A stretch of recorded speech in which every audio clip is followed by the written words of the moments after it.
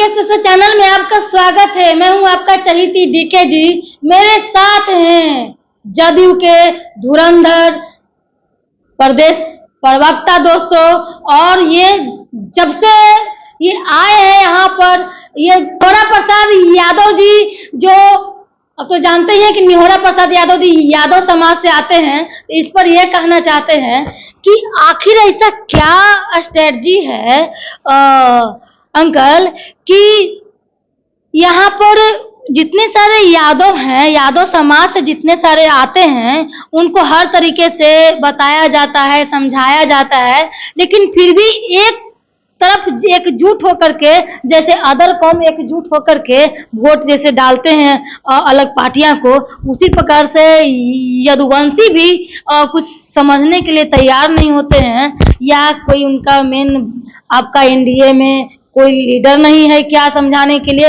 या कुछ मतदान के समय कोई जागरूकता नहीं हो पा रहा है। इस पर क्या कुछ कहना चाहेंगे? ये बात सत्य है कि इधर पोलराइजेशन हुआ है यादवों का। आप 2005 से लीजिए तो जो 5 का चुनाव विधानसभा का हुआ, उसमें यादवों का वोट एनडीए को भी मिला। 2010 का हुआ, उसमें भी अधिकतर वोट बिहार के यादवों ने, बिहार के विकास जिस प्रकार नीतीश कुमार जी ने किया था, उस विकास पर वोट किया उन्होंने। 15 का तो हालात गठबंधन के साथ हम लोग थे ही, तो 20 का हालात अलग था। जिस प्रकार नीतीश कुमार के खिलाफ साजिश किए गए, उस पर कोई चर्चा हम नहीं अब करना चाहते, लेकिन अभी भी नीतीश कुमार से प्रभावित लोग हैं और कहीं न कहीं वोट नीतीश कुमार के पार्टी को देते हैं लोग। क्योंकि जो पढ़े लिखे लोग हैं, जो राजनीति में रुचि रखते हैं, वो समझते हैं कि अगर बिहार को किसी ने बनाया है, संवारा है, तो नीतीश कुमार जी ने संवारा है। तो ऐसी स्थिति में वोट अभी भी इनको मिलता है। तो कुछ क्या लगता है कि यादव समाज का, जो जानते हैं कि बिहार में सबसे ज्यादा यदुवंशी रहते हैं, तो उसमें कितना % जो है वोट जो है एनडीए को मिल पाता है? क्योंकि अधिकतर सर्वे में यही आया है कि जो ये यदुवंशी जो हैं, वो अधिकतर आरजेडी को वोट डाल रहे हैं, या कुछ विकास के मामले में उनको समझाया जाए, कुछ समझने को नहीं चाहता, सिर्फ एक फेस पर वो जा रहे हैं। तो क्या देखिए, एक बात बताना चाहते हैं कि हम लोग जातियों की राजनीति कभी नहीं किया। हमारी पार्टी जमात की राजनीति किया है, सिद्धांतों की राजनीति किया है। तो ये आधार पर जो इस सिद्धांत और नीतीश कुमार के कामों से सहमत रहे हैं, वो सारे लोगों ने वोट नीतीश कुमार को दिया है। चाहे किसी जाति के हों, किसी बिरादरी के हों, किसी धर्म के मानने वाले लोग हैं, सारे के सारे वैसे लोग जो नीतीश कुमार के विकास को देखा है, कार्यकलाप को देखा है, ईमानदारी को देखा है, सरलता स्वभाव को देखा है, तो ऐसे स्थिति में नीतीश कुमार को आज भी लोग वोट करते हैं।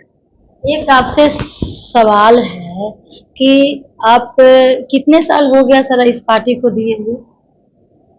मैं इस पार्टी में 94 में आया था, जब नीतीश कुमार जी जनता दल छोड़े, तो साथ में मैं भी छोड़ा था जनता दल। 95 में मैं चुनाव भी लड़ा समता पार्टी से, मसूरी से। लेकिन 95 के बाद कुछ सिद्धांतों पर मतभेद होने के बाद मैं घर बैठ गया था और पुनः आरजेडी में चला गया था। लेकिन पुनः चूंकि विचारों का मेल वहां हमारा नहीं होता है, वहां तो 9 में फिर हम यहाँ जदयू ज्वाइन किया, तब से हम लगातार हैं। तो समझे कि इतना दिन से आप इसमें पार्टी को दे रहे हैं, कर रहे हैं, सारा चीज है। जैसे आपसे एक यही सवाल है कि आने वाला समय में जदयू का क्या भविष्य रहेगा?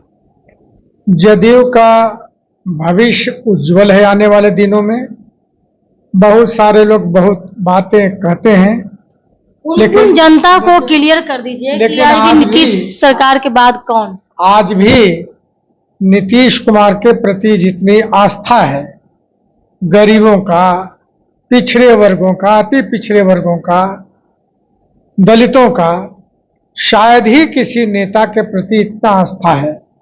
देखिए, पार्टी सिद्धांतों पर चलते हैं, नीतियों पर चलते हैं, कार्यकलापों पर चलते हैं।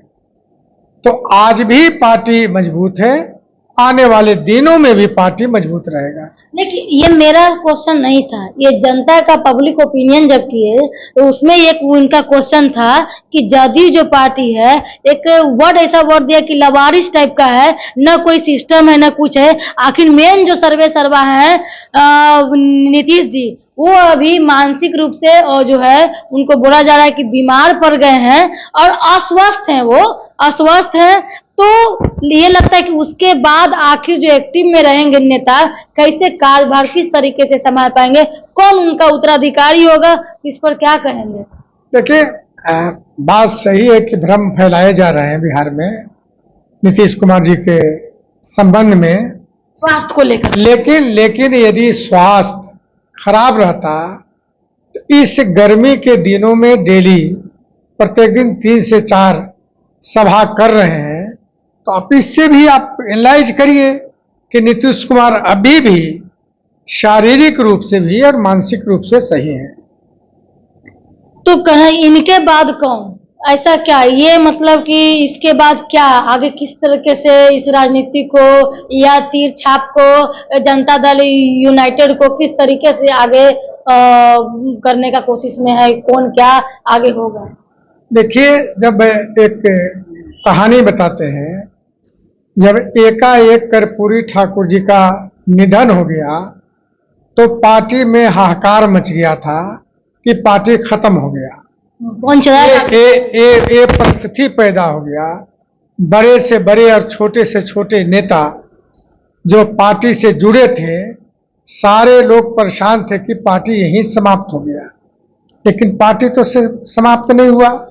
आज भी कर्पूरी ठाकुर के जो नीति रही है, सिद्धांत रहा है, मजबूती के साथ बिहार में चलता रहा है। सबको कहना है, पब्लिक कहती है कि उगते हुए सूरज को सब प्रणाम करता है, डूबते हुए सूरज को नहीं प्रणाम करता है। तो जिस तरीके से हम एनालिसिस कर रहे हैं, देख रहे हैं, तो जदयू जो है, उन लोगों का कहना, पब्लिक लोग का कहना है, नहीं कोई पार्टी का नहीं कहना, पब्लिक लोग का कहना है कि कुछ जो है आपस में जो चलते रहता ना चाय पे पर चर्चा, इस पर जो एथी के, तो उस पर भी ये चीज सुनने को आया है, या रूमर समझिए कि फैल रहा है क्या, ये कह रहा है कि कुछ पार्टियां जो है आरजेडी में चल जाएगी, कुछ बीजेपी वाला ले लेगा। ये बिहार में 2 ही चीज चाहेगा, भारतीय जनता पार्टी और जनता दल पार्टी, यही 2 पार्टी उभर के रहेगा। ये क्षेत्रीय, एक तो क्षेत्रीय पार्टी, ये क्षेत्रीय पार्टी, कोई ले लेगा ललटेन, कोई ले लेगा भाजपा। इस तरीके से, ऐसे ही जिस तरीके से हम आपको बोल रहे हैं ना, ऐसी तरीके से मतलब कि तरीके से उस पर बोल रहा था। इस पर क्या कहेंगे? समय का इंतजार करिए। जो लोग इस तरह का भ्रम और चर्चा करते हैं, सही समय पर उनको भी जवाब मिल जाएगा। तो बहुत बहुत धन्यवाद। देख रहे हैं दोस्तों किस तरीके से सर ने बताया, और ये यादव लोगों को किस तरीके से गुमराह किया जाता है, और इसमें समझने सोचने की जरूरत है।